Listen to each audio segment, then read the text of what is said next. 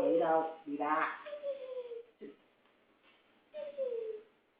Mang thì tránh thấm giọt hơn.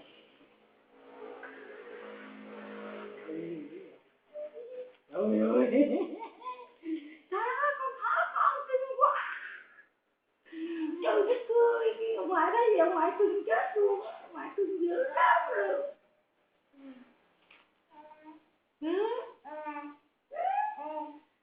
Ngoại mê muốn chết luôn rồi. Ngoại suy tư luôn, ngoại tư tư luôn.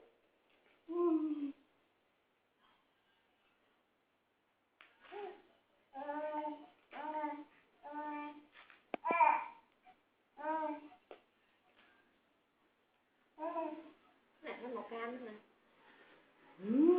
Có một cái nữa.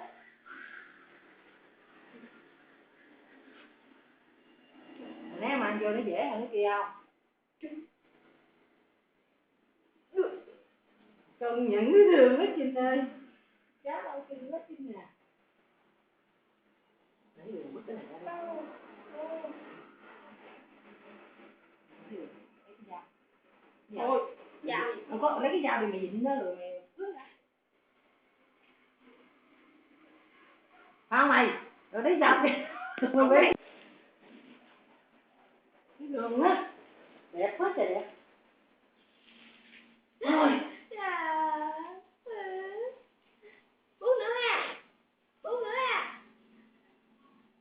Ha.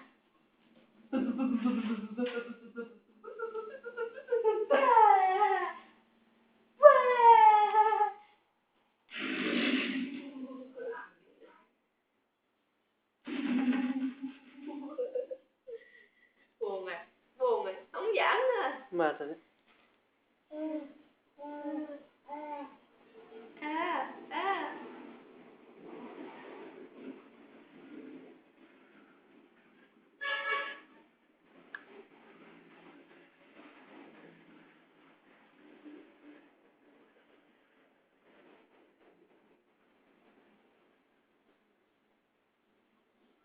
Đi